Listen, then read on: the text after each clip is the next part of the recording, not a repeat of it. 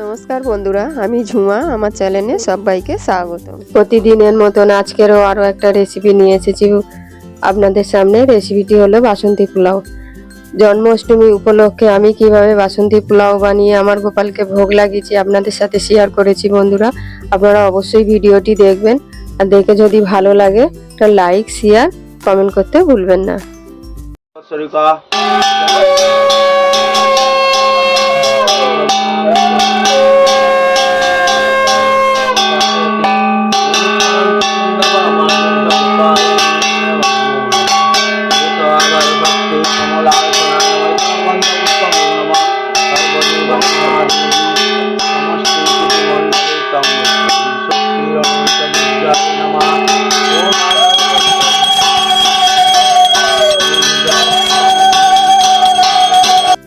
গামলার মধ্যে আমি অল্প কম চাল নিয়েছি 1 কাপ।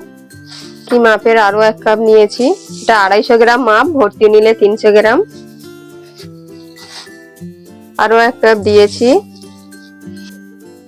আমি 4 কাপ নিয়েছি। 250 গ্রাম মাপের আমি 4 কাপ নিয়েছি। চালটাকে আমি ধুয়ে নেব, খুব বেশি ধোবো না, একবারই ভালো করে আমি ধুয়ে নেব। চালটাকে আমি ধুয়ে নিয়েছি। আমি কড়াই বসিয়েছি, কড়াতে আমি ঘি দেবো। 3 চামচ ঘি দিয়েছি। ঘিটা গরম করে নেব। আমি 4টে তেজপাতা দিয়েছি, 4টে দারচিনি, 4টে এলাচ আর 4টে লবঙ্গ আমি দিয়ে দিয়েছি। দিয়ে ভালো করে আমি ভেজে নেব।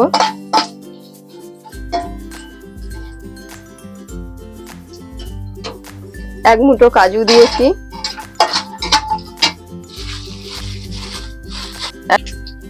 এক মুঠো কিশমিশ দিয়েছি। দিয়ে ভালো করে ভেজে নেব।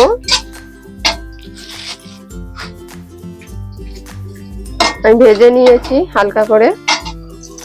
চালটা আমি দিয়ে দেবো।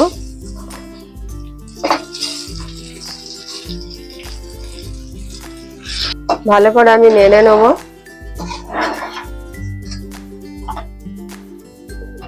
চালটাকে আমি ভালো করে ভেজে নেব কিছুক্ষণ।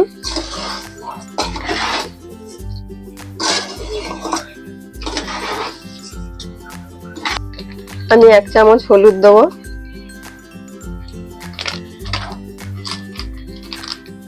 1 চামচ জিরের গুঁড়ো দেবো, 1 চামচ ধনের গুঁড়ো দেবো,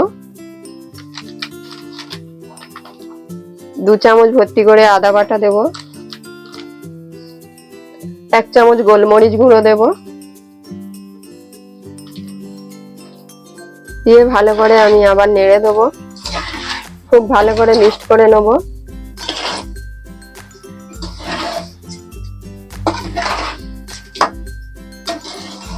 চালটাকে আমি ভেজে নিয়েছি। গ্যাসটা একদম কমিয়ে আমি 5 মিনিট ধরে চালটাকে ভেজে নিয়েছি। আমি এখানে নুন দেবো। নুনটা কিন্তু সন্দক লবণ। নুনটা আপনারা পরিমাণ মতন দেবেন। আমি 2 চামচ দিয়েছি, পরে আবার দেখে নেব। নুনটা দেওয়ার পর আমি মিক্সড করে নিয়েছি। এবার আমি জল দেব।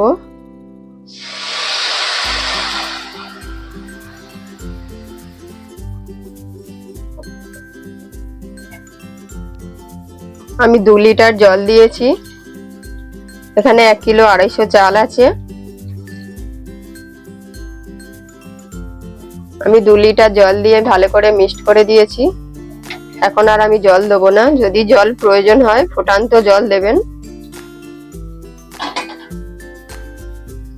আমি একটা পুরো ঢাকা দেওয়ার একটা বাসন দিচ্ছি।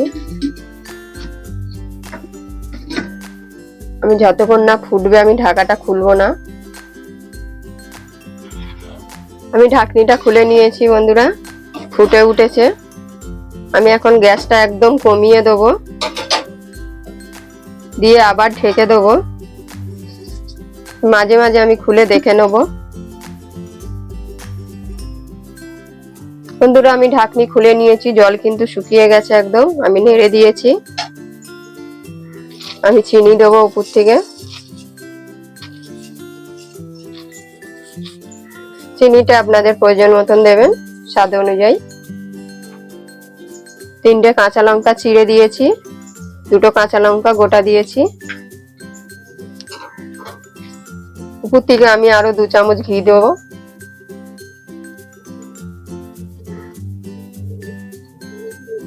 দিয়ে আমি ভালো করে মিক্সড করে দেবো। জল কিন্তু একদম টেনে নিয়েছে,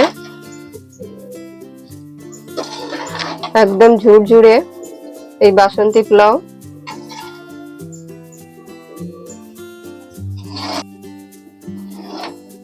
আমার একদম ঝুরঝুরে বাসন্তী পোলাও রেডি।